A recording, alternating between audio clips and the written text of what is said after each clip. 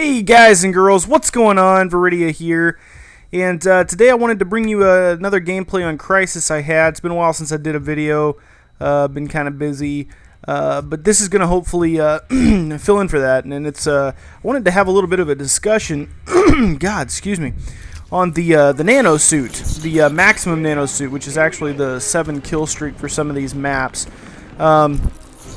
And I do obtain that in this game. It's pretty much a flawless game. I have one flaw, and that actually happens right off the bat here. We get it out of the way pretty damn quick.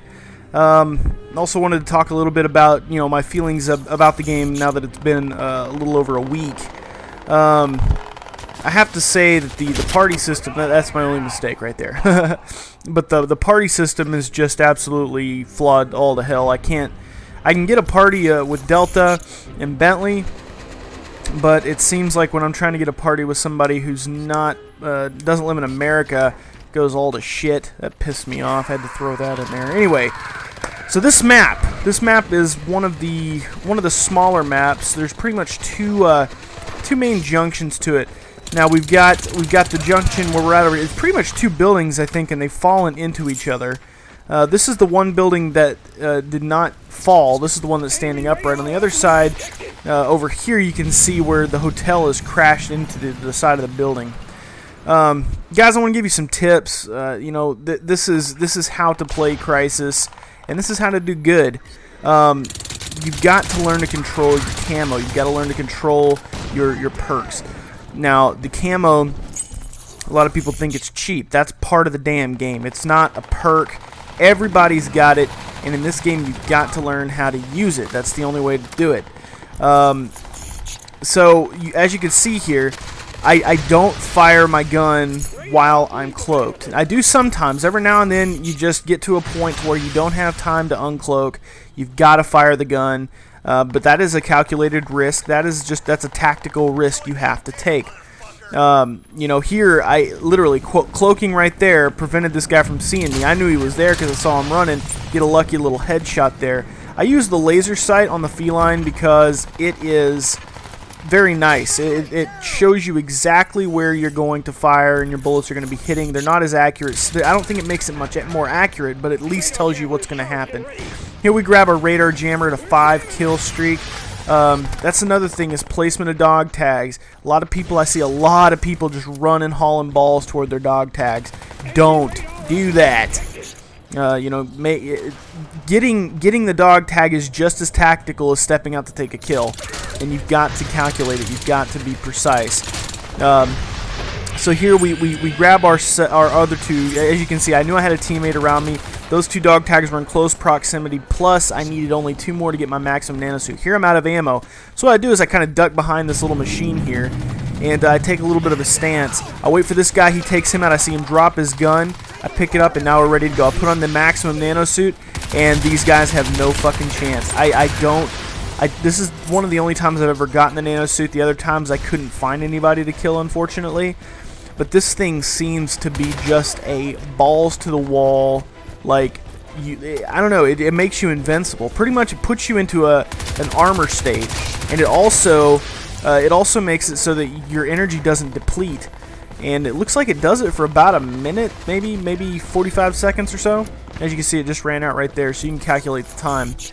But it is definitely a very powerful kill streak that I think I haven't seen the video, but I heard that Neely made a video asking if it was overpowered or not. Don't know his views on that. Probably should have watched that before bringing that up. But in any case, I don't know if it's overpowered. I haven't run into too many people using it. And if I did, I wouldn't run out and try and kill them. Now, I've seen them before. They glow a blue color. So, I mean, to avoid them and whatnot. To me, that would be just a time to start stalking them until that runs out, and it kind of just take them down at that point. Yeah, it's probably overpowered, but I mean, there's ways around it. There's ways to get away from it. Plus, it's not that common. Getting a 7 kill streak in Crysis 2. Did I say Killzone earlier? If I did, I'm so sorry. I've been playing Killzone too. But no, in Crysis, getting a 7 kill streak in Crysis is not insanely easy. That was horrible shooting right there.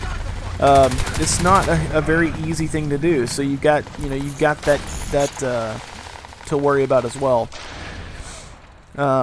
The Ceph airstrike and stuff like that, they're all 7 kill streaks. There's multiple kill streaks for the 7 mark, and they're not that bad. I honestly think that nanosuit is a decent reward for 7 kills in a fucking row, especially when you're picking up dog tags, which adds an extra, fuck you to the mix, which I do enjoy. But getting a good score in this game, getting a high kill death ratio, and grabbing experience is all about understanding and understand not only your terrain but your perks. I keep calling them perks. Your armor abilities, I guess, is what they're called. Your stealth and your your armor. The armor works. It doesn't seem to work all the time. I think I might have figured it out. I believe that the armor works better the more energy you have. So if you initiate armor with maximum energy, you're going to get more out of it than if you activated it like maybe a fourth to a third or so. I think that's how it works. Don't count me on that, but it might be. Who knows? I don't use the armor a whole lot. I am more of a stealth guy myself. And I don't use the stealth to camp. That's the one thing. You can sit there and camp a damn corner with a shotgun using stealth all day, but chances are you're not going to get a substantial amount of kills. You're not going to do very well in the match. It's just how it works. And so the best way to use it is to cloak yourself around corners, to cloak yourself when you're running through an open area across the map. Don't use it specifically to hide from the enemy and wait for them to come by. Use it to get to where you need to go. Don't. And a lot of people, I know that they do this. They use it as a way to find a kill. Don't use it as a way to prevent death, and then you'll do better with it. That's the way I believe, and that's what I do. So here we go, 13-1 in a team deathmatch. That was pretty successful. It was pretty awesome gameplay, in my opinion. This was like the first gameplay I did when I woke up that morning, so I was pretty happy. Since then, I'm almost level 30 now. Like I said, I've been really busy, so I haven't had a lot to do. I've actually been playing a lot of Fallout. None of that matters right now. But yeah, so take some of these tips I've given you into account. Use your stealth correctly. Use your armor ability correctly, and I think you'll be doing good. As far as perks go, I'll tell you the perks I tend to use. I tend to use the alert perk. I can't remember what it does. Is it gives you a beeping sound when somebody's near you. That's helped me get quite a few kills. I use the aim enhance perk as well.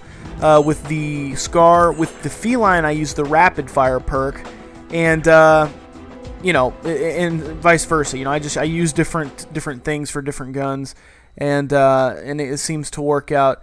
So anyway, guys, I hope that helped. If you have any questions about Crysis 2, or if you've got anything you'd like me to discuss in the next commentary, go ahead and put it in the comments, and I would be glad to. As far as all the weapons go, I've almost got them all unlocked. I've got like 3 more left. If you guys have a gameplay you'd like to see with a certain weapon, again, put it in the comments, and I'll try and get a decent gameplay for you and some tips on how to use it.